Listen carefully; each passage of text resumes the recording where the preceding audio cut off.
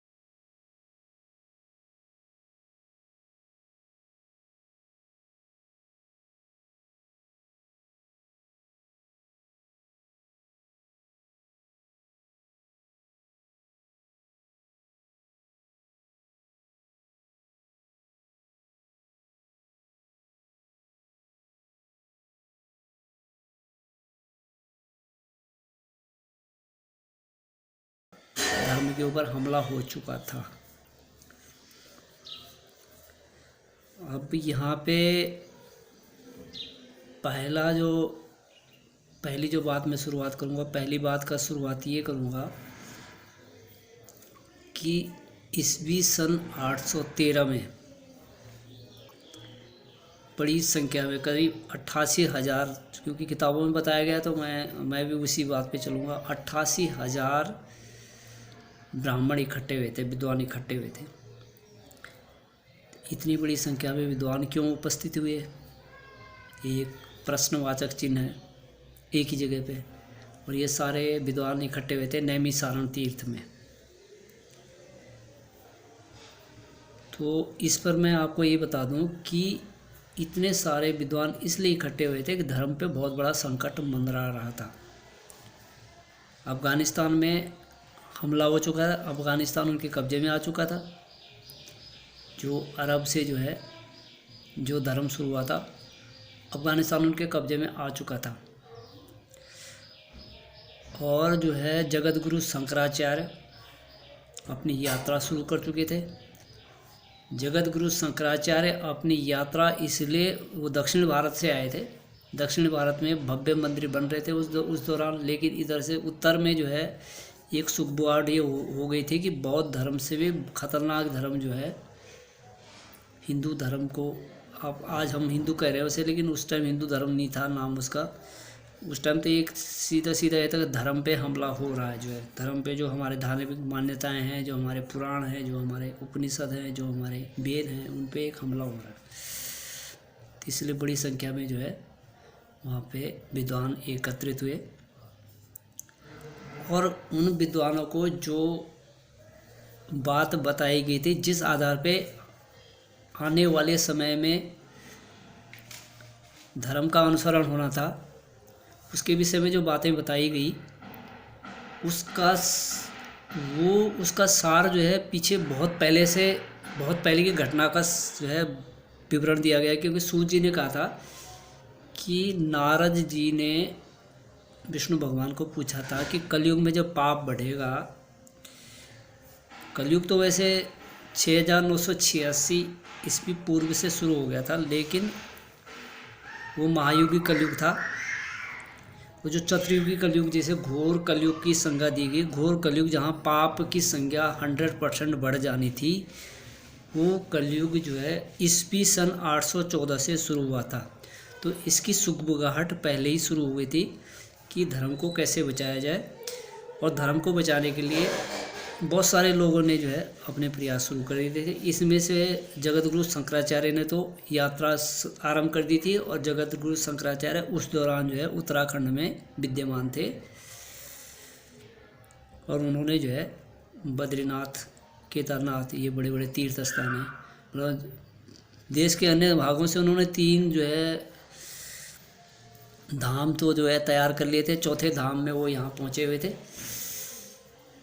तो ये जो सूत जी ने वहाँ पे, सूत जी से प्रश्न पूछा गया था कि आने वाले समय में विष्णु भगवान की पूजा कैसे की जाएगी, क्योंकि हमारे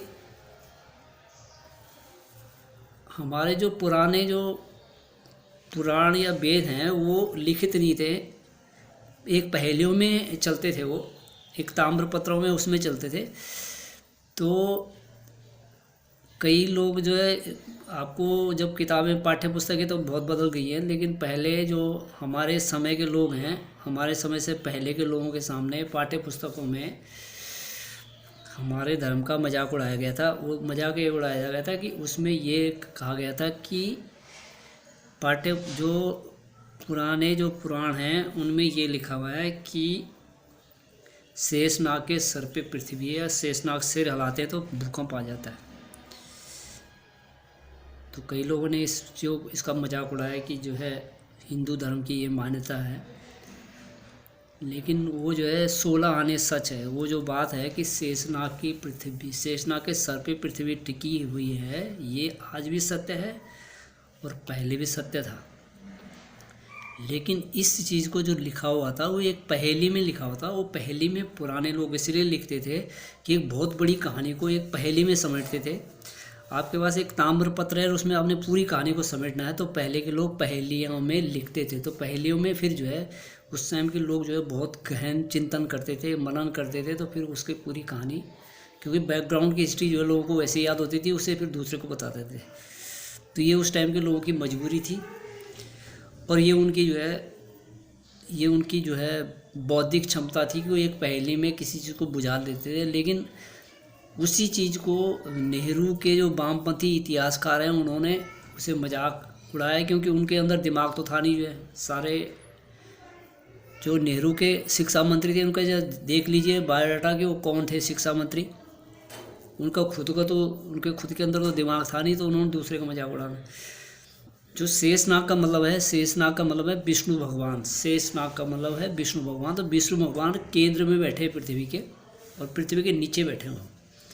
वो जिस जगह पे उनका स्थान है वो पृथ्वी के केंद्र में है और वो नीचे है। तो इसका मतलब जो है पृथ्वी उनके ऊपर टिकी है, और सबसे ऊपर बैठे हैं शिव जी बैठे हैं। तो दोनों भगवान हैं। तो जो उदाहरण दिया गया जो है नैमिषारण्य में, वह जो है नारद मुनि और विष्णु भगवान के वार्तालाप का उदाहरण था। तो मैं यहाँ एक चीज़ बता दूँ आपको कि नारद मुनि ने जो है विष्णु भगवान से पूछा था कि भगवान जब जो है पृथ्वी में पाप पड़ जाएगा तो जो पृथ्वीवासी हैं वो आपकी भक्ति कैसे करेंगे, क्योंकि आपको तो जो है पृथ्वी वाले तो मानेंगे नहीं अगर जो है आपकी पूजा नहीं करेंगे। सीधे लोग जो है विष्णु भगवान की पूजा नहीं करेंगे, क्योंकि राक्षसों ने भी जो है विष्णु भगवान का विरोध किया था। तो ये भी राक्षसी संस्कृति आ चुकी थी जो है। तो इसका जो है नारद मुनि ने बहुत पहले विष्णु भगवान से सवाल किया था। अब मुझे नहीं पता ये सवाल विष्णु भगवान से नारद मुनि जी ने कब पूछा। ये उन्होंने उनसे त्रेता युग में पूछा या द्वापर युग में पूछा या सतयुग में पूछा, क्योंकि एक चीज़ और है कि जो देवता हैं 27,000 साल पहले समुद्र मंथन हुआ था और उस टाइम उन्होंने जो अमृत पिया था, तो उसके बाद से देवता लगातार जो है पिछले 9,000 सालों तक, मतलब कि आप लगा लो 18,000 साल देवता जो है इस धरती पे जीवित रहे। और उसके बाद खैर मैं तो ये नहीं कहूँगा मर गए, लेकिन वो उसके बाद अंतर ध्यान हो गए। तो 18,000 सालों के दौरान कब जो है नारद मुनि जी ने उनसे सवाल पूछा था और कहाँ पे पूछा था, क्योंकि पूछा तो उनको स्वर्गलोक में होगा। तो जिसको हम आज स्वर्गलोक कहते हैं वो चीन या तिब्बत वाला क्षेत्र है।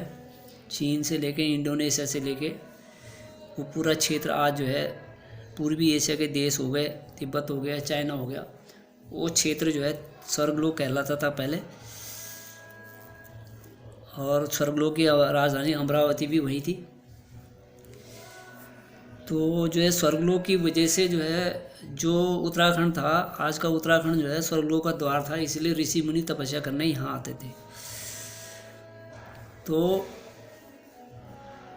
ये जो तपस्या करने का सिलसिला था, ये सिलसिला ख़त्म करने के लिए पहला तो ये कि ये सिलसिला ख़त्म होना, क्योंकि जब स्वर्गलोक की अवधारणा ख़त्म होनी थी, ख़त्म करने के लिए देवताओं ने पहले तो तीर्थ जो है घोषित करे थे। तीर्थ आपको बता दूं, तीर्थ जो है पहला तीर्थ जो है जो सतयुग में था, सतयुग में फिर उसके बाद जो है द्वापर युग में, वो त्रेता युग में, और उसके बाद जो है द्वापर युग में और कलयुग में, चारों युगों में अलग अलग तीर्थ घोषित हुए थे। और यहाँ पे मतलब जैसे तीर्थ जो है अलग अलग घोषित हुए, तो ये जो है ये जो कलयुग उसकी स्वर्गलोक की अवधारणा थी, देवताओं को ये पता था कि स्वर्गलोक की अवधारणा को एक दिन ख़त्म होना है, क्योंकि महाभारत युद्ध जो है स्वर्गलोक की अवधारणा को ख़त्म करने के लिए जो विष्णु भगवान ने श्री कृष्ण का जन्म लिया था, वो स्वर्गलोक की अवधारणा को ख़त्म करने के लिए ही किया था। और दूसरी बात यह है कि जो मतलब स्वर्गलोक की अवधारणा ख़त्म होने के बाद का मतलब है कि जो ऋषि मुनि थे उनको फिर जो है स्वर्गलोक के द्वार पे जो है तपस्या करने के लिए नहीं जाना था। एक बात तो ये थी। दूसरा ये कि जो ये नारद मुनि जी ने उनसे सवाल पूछा था कि कलयुग में जब पाप बढ़ जाएंगे तो आपको जो आपके भक्त हैं आपको किस तरह से याद करें, वो आपकी तपस्या कैसे करें, वो आपका सुमिरन कैसे करें, इस चीज़ का उपाय पूछा गया था। और इस उपाय जो है नारद मुनि जी ने कहाँ पूछा है, किस जगह पूछा है, कौन सी जो है काल में पूछा है, सतयुग में पूछा है, त्रेता युग में पूछा है, द्वापर युग में पूछा है, क्योंकि कलयुग में तो नहीं पूछा, क्योंकि कलयुग में जो है उनका वो अंतर्ध्यान हो गए थे। तो इस बात का उदाहरण जो है सूत जी ने नैमिषारण्य में दिया था। अब नैमिषारण्य भी क्यों चुना गया, इस बात पर भी मैं जो है आपको खुलासा करना चाहता हूँ। नैमिषारण्य जो है द्वापर युग का तीर्थ घोषित था, मतलब देवताओं ने आज से 12,000 साल पहले तीर्थ घोषित किए थे। आपको ये भी बता दूं, जो वेद लिखे हैं वो वेद जो है देवताओं के लिखे हुए, वो मनुष्यों ने नहीं लिखे हैं। और यहाँ तक कि भगवान राम की कथा को भी जो है पुराणों में ये लिखा गया है कि भगवान शिव ने ही जो है मनुष्यों को बताया था, गरुड़ को बताया था। गरुड़ ने जो है उसके पीढ़ी के आगे 10वीं पीढ़ी के यज्ञवल्लभ को बताया था। यज्ञवल्लभ से ही ये कथा आगे आई है। तो जब श्री राम की कथा हमारे तक जो है अगर देवताओं के द्वारा आ सकती है, तो पुराण भी जो है देवताओं ने ही लिखे थे। तो इसलिए वेद कह रहा हूँ, वेद और पुराण जो है, तो इसलिए जो है यहाँ पे मैं ये कह रहा हूँ कि जो नैमिषारण्य तीर्थ में जो घोषणा की गई थी सूत जी द्वारा, तो सूत जी के साथ जो है वो 88,000 ऋषि इसलिए एकत्रित हुए थे कि धर्म पे बहुत बड़ा संकट मंडरा रहा था, और इस संकट की वजह से उन सब लोगों ने वहाँ नैमिषारण्य में एक बहुत बड़ी जनसभा की, और उस जनसभा में सबने हिस्सा लिया। तो मैं अपने जो है ये पहले अध्याय का जो ये वीडियो है, इस वीडियो में जो मैंने ये बातें बताई, तो इसमें एक चीज़ ये है कि नैमिषारण्य में जो घोषणा की गई थी कि जो है आने वाले समय में विष्णु भगवान की कैसे पूजा की जाएगी, उसी को जो है सत्यनारायण कथा कहा गया है। सत्यनारायण भगवान की कथा, तो सत्यनारायण के रूप में, सत्यनारायण का मतलब है कि भगवान का जो है अगर कोई भक्त जो है श्रद्धा से, उसके अंदर श्रद्धा है, भक्त की उसके अंदर श्रद्धा है, तो उसे भगवान का चमत्कार दिखेगा, चाहे वो किसी रूप में उसे पूज रहा है। तो यहाँ पे मैं अपना ये वीडियो यही समाप्त करता हूँ। आगे का अंश में अगले वीडियो में आपको बताऊँगा। धन्यवाद।